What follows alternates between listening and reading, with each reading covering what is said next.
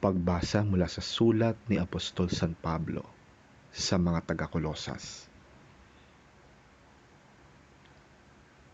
Mula kay Pablo, Apostol ni Kristo Jesus, ayon sa kalooban ng Diyos, at mula rin sa kapatid nating si Timoteo, para sa mga taga-Kolosas na hinirang ng Diyos at mga tapat na kapatid kay Kristo. Sumainyo nawa ang pagpapala at kapayapaang mula sa Diyos na ating Ama.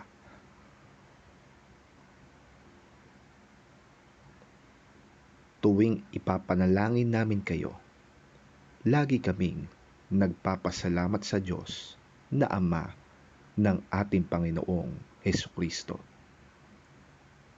Nabalitaan namin ang inyong pananalig kay Kristo Jesus at ang inyong pag-ibig sa lahat ng hinirang ng Diyos dahil sa pag-asang makakamtan ninyo na inihanda para sa inyo doon sa langit. Nalaman ninyo ang tungkol sa pag-asang ito nang ipangaral sa inyo ang salita ng katotohanan, ang magandang balita na dumating sa inyo. Ito'y lumalaganap at nagdadala ng pagpapala sa buong daigdig, tulad ng nangyari sa inyo mula nang marinig at maunawaan ninyo ang katotohanan tungkol sa kagandang loob ng Diyos. Natutunan ninyo ito kay Epafras, ang aming kamanggagawa, isang tapat na lingkod ni Kristo at kinatawan ninyo. Sa kanya namin nalaman ang tungkol sa pag-ibig na ipinagkaloob sa inyo ng Espiritu.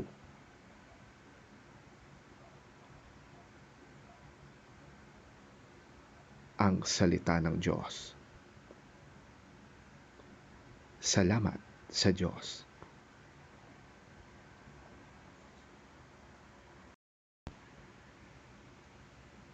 Ang mabuting balita ng Panginoon ayon kay San Lucas.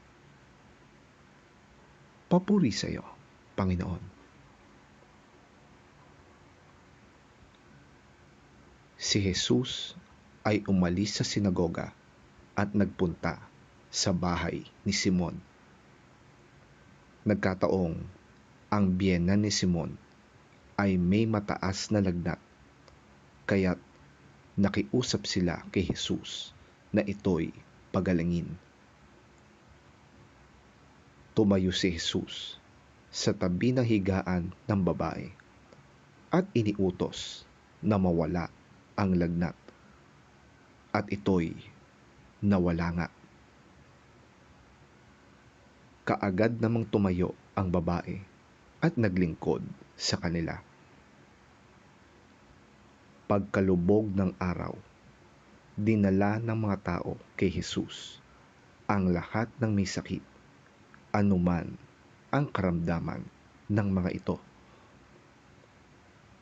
Ipinatong niya ang kanyang kamay sa bawat isa at silang lahat ay gumaling.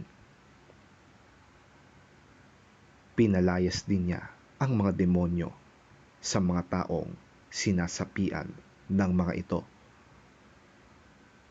Lumabas silang sumisigaw, "Ikaw ang anak ng Diyos!" Ngunit sinaway sila ni Jesus at hindi pinahintulutang magsalita, sapagkat alam nila na siya ang Kristo.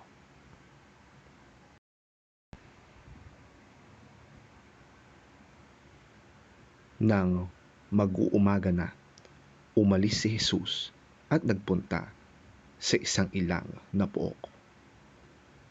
Hinanap siya ng mga tao at nang matagpuan ay pinakiusapang huwag muna siyang umalis. Subalit, sinabi niya, dapat ko ring ipangaral sa ibang mga bayan ang magandang balita tungkol sa paghahari ng Diyos, sapagkat yon ang dahilan kaya ako isinugo. At nagpatuloy siya ng pangangaral sa mga sinagoga sa buong Judea.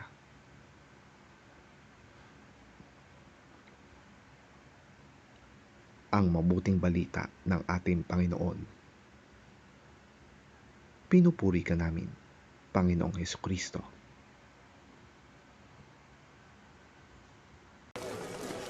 Jesus left the synagogue and went to the home of Simon.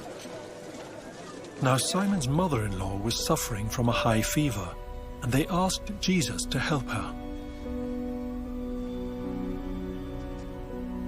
So he bent over her and rebuked the fever, and it left her. She got up at once and began to wait on them.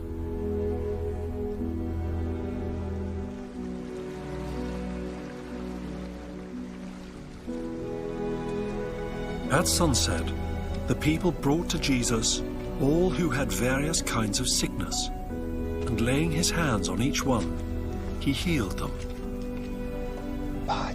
Moreover, demons came out of many people, shouting, "You are the Son of God."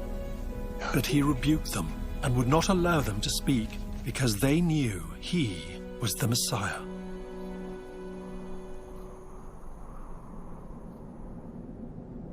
At daybreak, Jesus went out to a solitary place. The people were looking for him, and when they came to where he was, they tried to keep him from leaving them.